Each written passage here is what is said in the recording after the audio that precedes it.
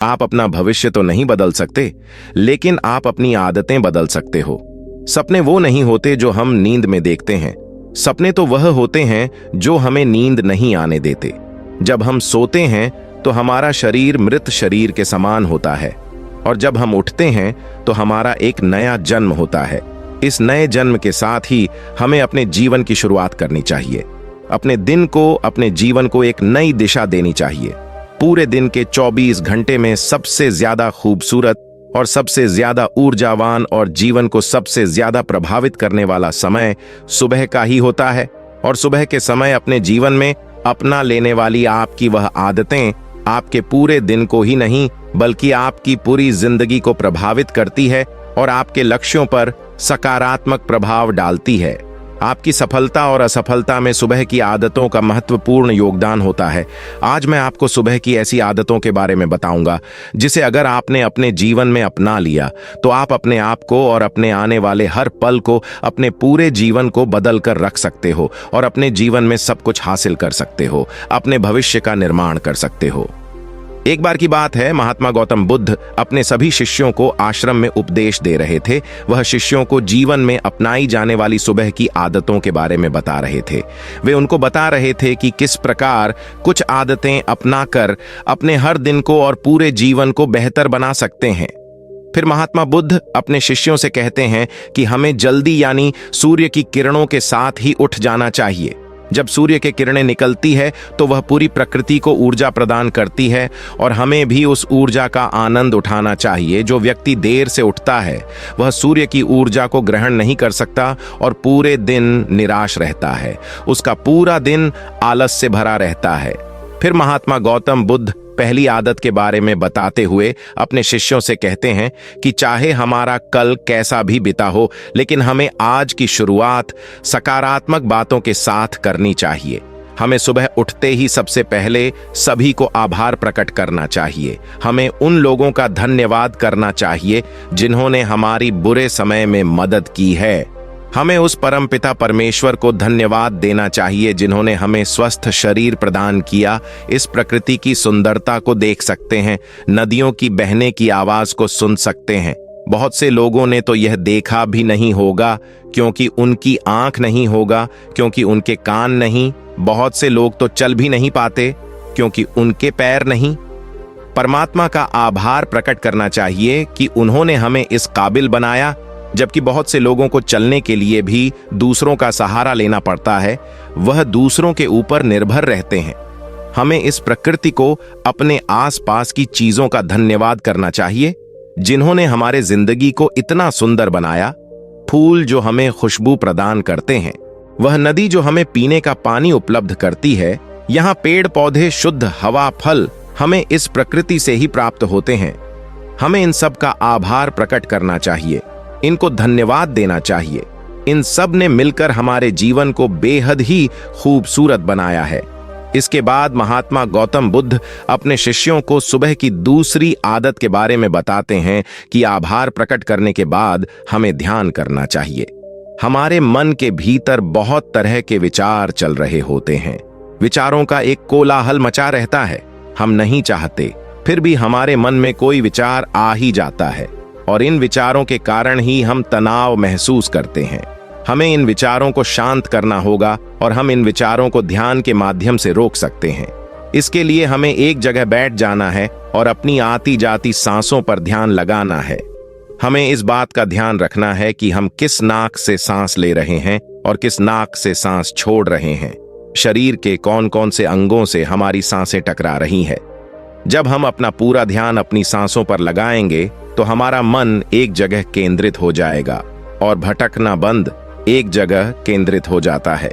तो हमारे मन को नई ऊर्जा प्रदान होती है और वही ऊर्जा हमारे दिन को उत्साह से भर देती है और एक खुशी प्रदान करती है। ध्यान करने से हमारा दिमाग स्वस्थ हो जाता है, हमारे मन के सारे विचार खत्म हो जाते हैं और दिन में हम जब भी कोई कार्य करने वाले होते हैं तो उसके लिए हमें निर्णय लेने में भी बड़ी आसानी होती है और हम सही फैसले ले पाते हैं और अपने काम को पूरे लगन के साथ पूरा करते हैं। हमारा पूरा दिन तनाव मुक्त रहता है, जिससे हम अपने अंदर एक अजीब सी खुशबू का अनुभव करते हैं और हम पूरे दिन प्रसन्न रहते हैं। इसके बाद महात्मा बुद्ध सभी शिष्यों को तीसरी आदत के बारे में बताते हैं। आभार प्रकट करने के बाद और ध्यान करने के बाद तुम्हें व्यायाम करना चाहिए। हमारे शरीर के लिए जितना जरूरी भोजन और पानी है, उतनी ही जरूरी व्यायाम भी है। व्यायाम से हमारा शरीर स्वस्थ तंदुरुस्त रहता है और हमारा मन प्रसन्न रहता है। व्यायाम हमारे शरीर को सभी रूप से कार्य करने की शक्ति प्रदान करता है, जिससे हम अपने हर कार्य को आसानी से पूरा कर पाते हैं और हमें थकान का अनुभव भी नहीं होता, जिससे हम बिना थके पूरे कार्य को जल्दी से पूर्ण कर पाते हैं। व्यायाम करने से हमारा शरीर स्वस्थ और निरोगी रहता है। हमें किसी भी प्रकार का कोई रोग नहीं होता। हमारे पास चाहे कितनी भी धन दौलत हो या सुख सुविधा ही क्यों ना हो, अगर हमारा शरीर स्वस्थ नहीं होगा तो हम किसी भी सुख सुविधा का आनंद नहीं ले पाएंगे। अगर हमारा शरीर किसी भी रोग से ग्रस्त हो जाए तो फिर उसे यह धन दौलत भी ठीक नहीं कर पाती। स्वस्थ शरीर सुखी जीवन की निशानी है। जितना हम अपने शरीर को कष्ट देंगे, उतना ही हमारा शरीर हमें सुख प्रदान करेगा, और जितना हम इस शरीर को आराम देंगे, उतना ही हमें यह कष्ट देगा। इसलिए हमें नियमित रूप से व्यायाम करना जरूरी है। व्यायाम करने से हम पूरे दिन प्रसन्न रहते हैं और अपने सभी कार्यों को आसानी से पूरा कर पाते हैं। व्यायाम करने से हमें दीर्घायु प्राप्त होती है और हम लंबे समय तक युवा नजर आते हैं। जो लोग व्यायाम नहीं करते, वह समय से पहले ही वृद्ध नजर आने लगते हैं। इसके बाद गौतम बुद्ध अपने सभी शिष्यों को सुबह की चौथी आदत के बारे में बताते हैं। आभार व्यक्त करने के बाद, ध्यान करने के बाद और व्यायाम करने के बाद तुम्हें एक कागज और एक कलम उठानी है और उस कागज पर कलम से अपने पूरे दिन की दिनचर्या लिखनी है। अपने सभी कार्यों को लिखना है जो आप उस दिन करोगे और उन सभी कार्यों का समय निर्धारित करें, जिससे आप एक निश्चित समय में अपने सभी कार्य को पूर्ण कर पाएंगे और आपका कोई भी कार्य छूटेगा नहीं। और एक बात का और ध्यान रखें, आप अपने उन कार्यों में एक ऐसा कार्य लिखें जिसमें तुम किसी व्यक्ति या पशु की निस्वार्थ भाव से सेवा करो, जैसे किसी गरीब को भोजन खिला दिया, किसी पशु को घास खिलाना या फिर उसे पानी पिला दिया। ऐसा करने से तुम्हें शांति प्राप्त होगी और जब तुम्हारा पूरा दिन खत्म हो जाएगा तो तुम्हें अलग खुशी का अनुभव होगा। आज मैंने एक अच्छा कार्य किया है, आज मैंने किसी की निस्वार्थ भाव से मदद की है, आज का दिन मेरा बहुत ही अच्छा था, मेरा कोई भी कार्य नहीं छूटा, मैंने आज का दिन बहुत ही अच्छे से जिया। फिर महात्मा गौतम बुद्ध अपने सभी शिष्यों को सुबह की 5वीं आदत के बारे में बताते हैं और कहते हैं कि आभार व्यक्त करने के बाद, ध्यान करने के बाद, व्यायाम करने के बाद और अपने विचारों को कागज पर लिखने के बाद तुम्हें कोई प्रेरणादायक ग्रंथ पढ़ना चाहिए। जब तुम उन प्रेरणादायक ग्रंथ को पढ़ते हो तो तुम्हें उन ग्रंथों से प्रेरणा मिलती है, कुछ नया सीखने को मिलता है और वहां से तुम्हें अपने जीवन में कहीं ना कहीं कभी ना कभी काम अवश्य आएंगे। हमें रोज कुछ ना कुछ नया सीखने को मिलता है और हमें रोज कुछ ना कुछ नया सीखना भी चाहिए।